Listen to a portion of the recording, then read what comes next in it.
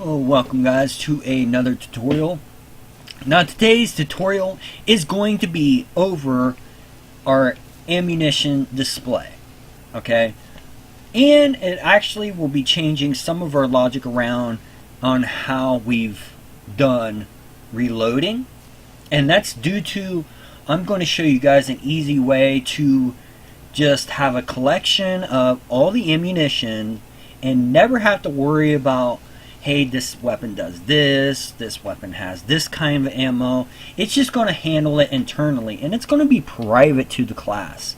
But still, you're going to be able to work with the system as well. So, traditionally, we would have a get component call that would do, hey, get ammo, ask for ammunition, and then it would receive an integer of some kind. But we also have the display, and also the weapon itself has to be able to go, hey, do I have any more clips or something like that? So there's all these places that need this information. Okay, the display needs it, but also the weapon script in itself needs it. Which brings me to the case of how generic or what type of structure should we have. And to be honest with you, I am perfectly fine with having a script right here that's ammo display. Let's kick this off. That has the text component. This script right here is pretty generic in itself. Okay, let's take a look at it. And it's going to be pretty generic in... Okay, that's awkward. I always hate that. OBS always does that to me. Okay, but here we go. Okay, first of all, ammo display is part of weapon component. And if you've been paying attention and everything else, this weapon component script, this script in itself is an inheritance script. Okay, it's not an interface or anything like that. This is an inherited script. But we also have other stuff in here as well. But before we get to all that and everything, let's make sure that this is all cool. So, why is the reason I made the ammo display part of the weapon component? A, this instantiates our statics that we're going to be using in the first instance. Before the player is even in the game or anything else, it will always exist in the scene. As long as we've got this here, okay? So, I'm going to take this ammo UI and equal this, which is a static variable of the ammo display script itself. And it's protected, so we can inherit from it. I also made this weapon component an abstract, which means you cannot attach this to anything in the scene. You must inherit from it in order for it to be attached to a game object at all. Okay? So we got this dictionary right here, which we used to have in other scripts and stuff, but this is a collection of a string and an integer. Okay? And this will give us ammo based on what word we use. So take this ammo case, we add 557, and I want 1,000 rounds. Well, that's what happens. In the very start, our dictionary is in the game, okay, because it's part of weapon component. And see, this can only be one. It's one variable. This can never have two. You can never have two of these variables internally in memory. It's always going to be one. So anytime that you call up weapon component and you want to get the variable for camera, it's always going to be that single one. And people are like, well, why did you make this static and everything else? We're only going to have one player that always has a weapon camera. That variable for the weapon camera, even if I wanted to make this multiplayer, which we could later on, even in a multiplayer situation, this camera is fine. It's just who accesses the camera that we have to negotiate with. And to be honest with you, when it comes to a weapon camera, that camera should only exist one time and that's it. Because if you have more than one weapon camera, even if you do this camera equals game object dot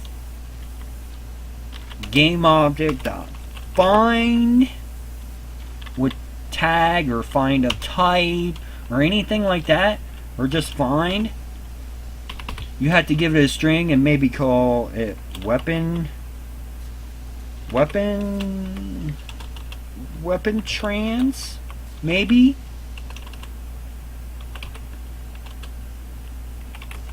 Can't think. Okay, this is a legitimate call and everything, but guess what? Then you have to do some type of get component, right? Camera. And this will return a camera and be fine. Wait. Oh, no. Camera is not a variable for this. Derp. I don't know where I got that from, but this would be, it would go look for a game object and get it and then get the component. Right? And then there's my personal favorite. Let's say weapon cam equals camera dot main, which also brings us to the other problem. Camera dot main, there's only one of those in the scene. There can only be one of those in the scene. And two, it has to be active on a game object. So if it's deactivated, sorry, goodbye, can't do it. Anything that gets the get component, it has to be, we can only have one camera on the game object and it has to be what it is. Okay, so if you do a get component in children, it'll come up with the first one that it finds. So these might not fire off the way that you want. But if you did something like what I did over here, I told the weapon, I filled in a variable right here of the camera, I believe, somewhere. Where is that camera? Oh, I do a camera.main myself as well. Oh, okay. Well, that's fine. I mean, I'm still doing it by itself, but there's only going to ever be one. But if you look at this, I do a weapon component dot weapon camera, and it's camera.main. And then in my other little spot, I believe somewhere, I believe I do something with the mouse look. Oh, I just give it to the weapon transform. Okay. But in any case, I'm filling in this variable. Okay. Now, here's the thing about this. This works off the very first script that gets instantiated. So I have to have this display thing in here, because if I do, if this isn't on here and I instantiate a weapon, which it may instantiate the weapon component before, but if where'd it go?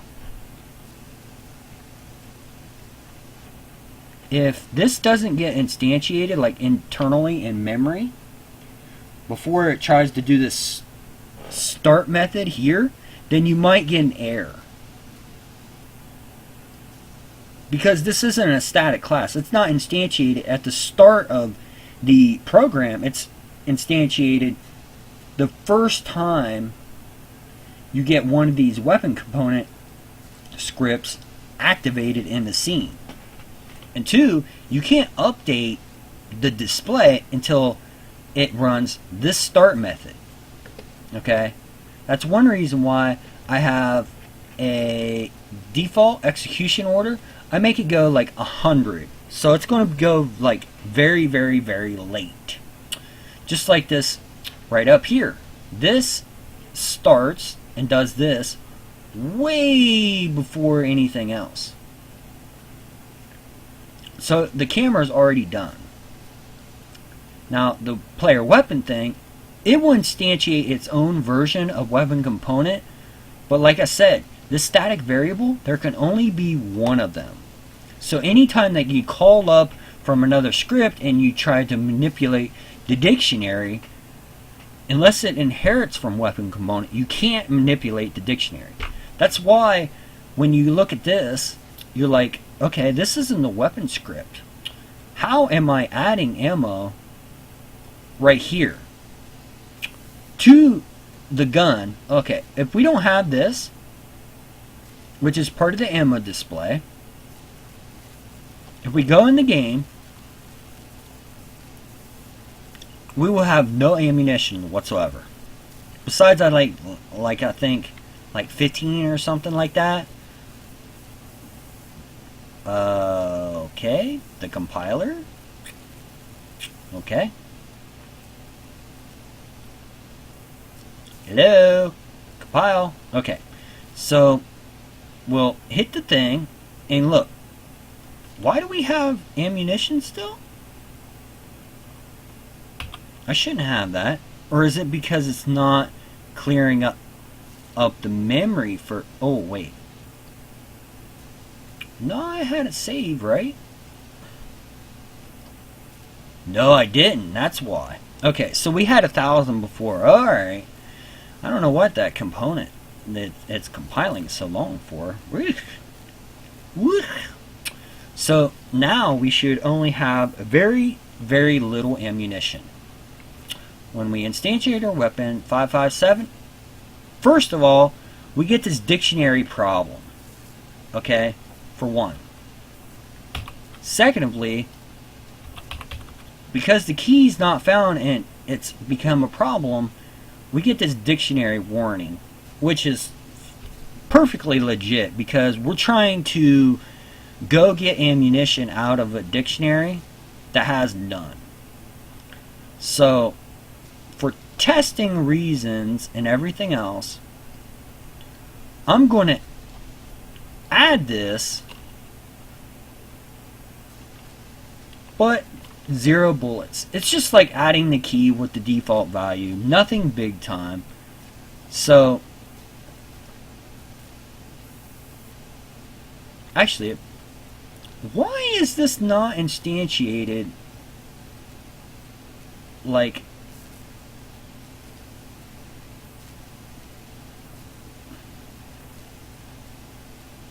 Oh. Yeah, because we don't actually have a default constructor-like thing. When we do ammunition... Wait, well, actually, let's go look at the code for that first. When we go to add ammunition and everything else, when we do the reload, player weapons, player... And this is reload, right? This is where we hit the reload, crossfade it, and everything. Let's do a simple check in here. If ammo cases dot contains not the value but the key ammo key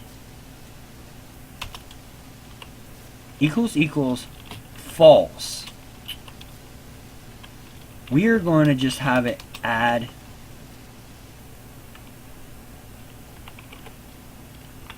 ammo cases dot add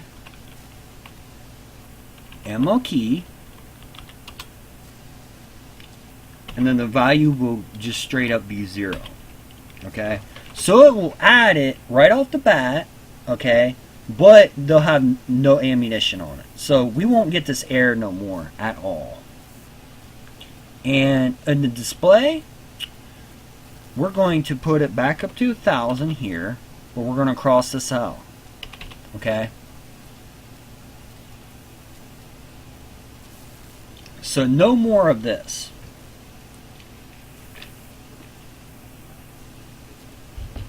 Okay?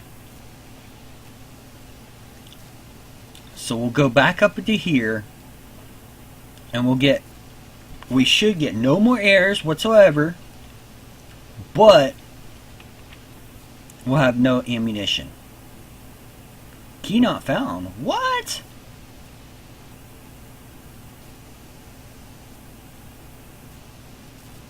That was in the reloading. Why is it doing key not found?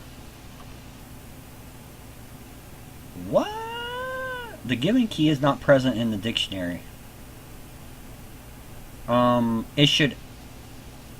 Okay. A, when we hit reload, it should be there right off the bat. On enable, add 3 puts, this way, action timer.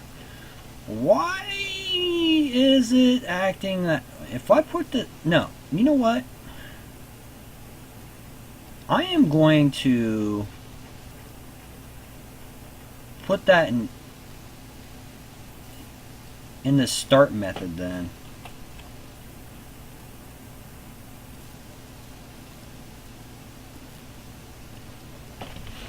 That doesn't make sense. Okay? It should have added it and been just fine. With no problem whatsoever. Why would it care about...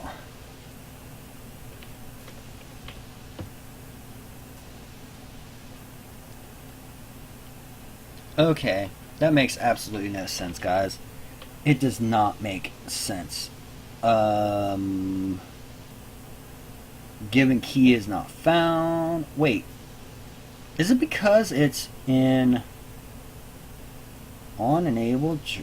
Okay, so down here in the GUI, that's 405. That's in the player script like thing. Oh, yes. So the on enable is running. The on GUI is the problem. If I clear this and everything else and go into reload, it shouldn't air out, right? No, because it won't reload. Okay, yes, that makes a lot of sense. But if it... Oh, actually, that won't even care because we can put it in on enable right from the beginning of the weapon and it won't care because it will only add it once anyway. So I don't know why I didn't just put it in enable anyway. I mean, yeah, it's a little bit of checkiness every single time we spawn a weapon or just activate it when we're switching, but it's not like a super big call anyway. Right? Because we're only checking a bool value anyway. I mean, I know it's an iteration through the dictionary, but it's not going to be like super fast. I mean, super slow. Okay? So now we should, yes, there we go. We're back to the working stuff. And we have only 15 bullets. And that's because the weapon itself in the prefab has actually 15 bullets. In gun, I put 15 bullets. Okay, if I change this to like 0 and then go out of play and then come back and let it spawn, I will have 0 bullets. 0 bullets whatsoever. Can't shoot, and it does its whole thingy.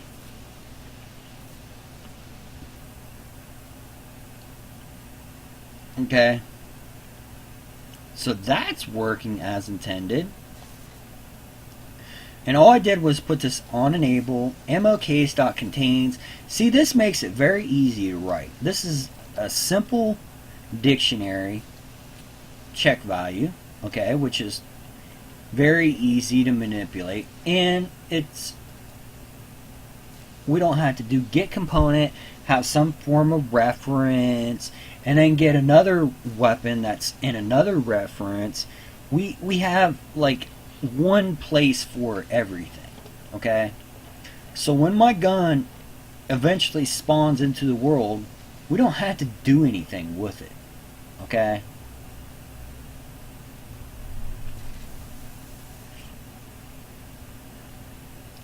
And that's the best part about it. This weapon component, the display thing, it doesn't have to be like all clogged up full of stuff, okay? The total ammo gets fed in. This is a generic call, okay? The UI, most of the people would have a public static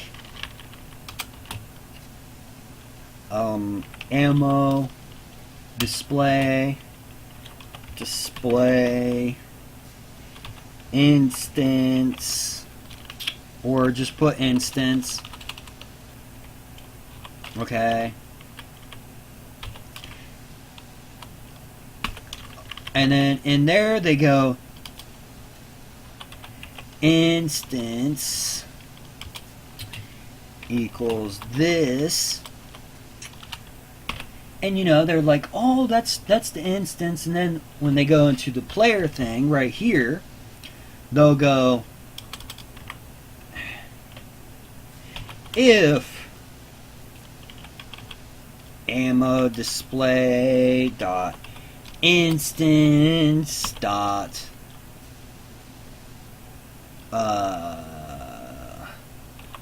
update ammo, and then they'll put in gun ammo, and then they'll put what's total ammo or something like that. We'll just put like 100, okay? So that would be their call. And the problem with this is, hey, guess what? You're getting the instance every single time. Then they've got to call up this thing. In gun it doesn't exist. What? Bullshit, it does. In gun ammo, okay.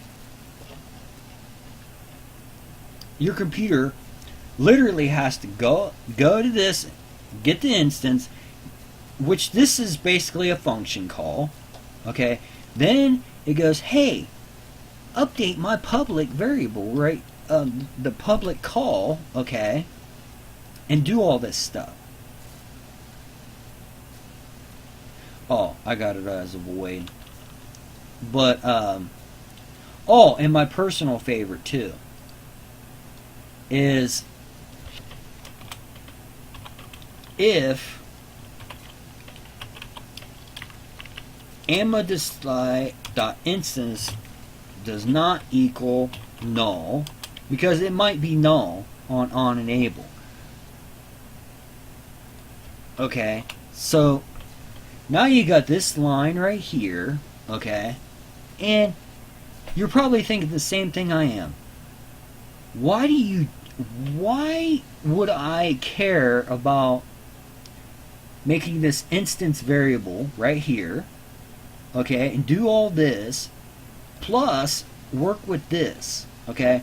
This instance thing right here, this right here, guess what? This instance variable, this has to run its start menu in order for this to work. And two, if it's always pointing to this right here. So if this gets destroyed, guess what? This returns the null. And then you have to instantiate a new one, which you have to with this one as well. But then your weapon component, your weapon thing right here, will still have issues with the display, for one. Secondly, now you've also got this thing with ammunition. How do you handle ammunition? In my ammunition right here, it's super simple. Okay, I don't have to request anything. I automatically inherit it. So in our inheritance right here, when we go to reloading, this is the bool value. I want the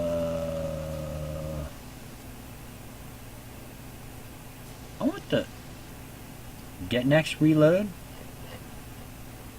Here we go. This is how I'm not going to do that right there. That's stupid. We go into this loading thing. Okay, so I go in here, I get this ammunition right here. First, before I do anything, I create an integer, okay, and I grab all the ammunition out of my dictionary. Okay, and then I do the plus minus stuff. Okay, I take all the ammunition that's inside my gun and I get a grand total of all the ammo and stuff it in case right here. So in case, if it's greater than clip size, I automatically just go, hey, in my gun I've got all the ammunition that my clip size is. But then I take case and minus my clip size. Okay, so I deduct it right here. This never executes right here. And then I go ammo case with the key equals this. Because I got all the ammunition and I put it in here. In the dictionary itself, I don't want to do all this math going into in and out of a dictionary like that. I only want to make one call as much as possible. Okay? Now in a progressive state, like if you're doing progressive, like you stick one shotgun shell in, and another shotgun shell in, and another shotgun shell, you actually probably want to do something like this. Cache the value and then do this. Dictionaries are designed to be pretty quick, but still, like, doing all those transactions in and out of a dictionary could be pretty heavy. So I just got all of it and then done the math. Okay? Now, if this is false, it's less than the clip size, then we just put all the ammunition, it equals the in case. And then we put in case equals 0. But in the dictionary, I always change the value to the in case thing right here. So this is kind of like, hey, get everything you got and then change it later. Like you go into the store, you put all the stuff that you need in the cart, and then at the end of the day, you've got this amount of money. When you leave the store. And then guess what? This is your check. This is where we draw it up on the UGUI system. Okay? And that's all we need to do. Okay? It's very beautiful and it works. It just works. So for any case, that's how we do the reloading. Now you might be like, oh well, oh, and this is how we draw it up on the UI system itself. MOUI, which is a static reference that you guys know about, okay? And it has to be protected, static, ammo display. The protected means that it can extend in your child classes. If you made it public, it would also be there, but then you can manipulate it outside of that class, and that's not what I want to do. If that's something that you guys want to do, then that's fine. But I want mine to be where I have to be inherited to manipulate this in my script.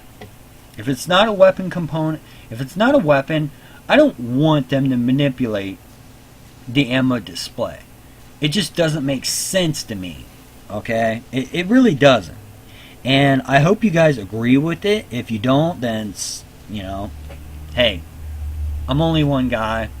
You know, do what you want, but that's my reasoning behind that. Okay? So we talked about this instance thing. What's the difference? For one. Secondly, I don't like this. Oh, two, if you have it this way, any script can grab this instance and start messing with it. So there you go. That's one reason why I don't like it.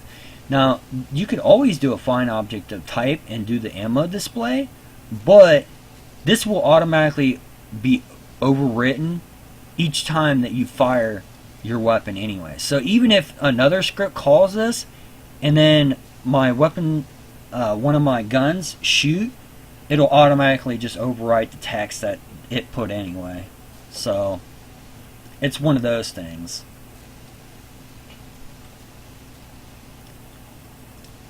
But I think this has gone on long enough, and like I said, this dictionary being part of the weapon component makes ammo handling so great, because we don't have to do a get component, we don't have to do anything. We can automatically just fill in the information and go. And when we go to save our game, it's going to be so much easier. So much easier. And I'll show you guys how to do that later as well.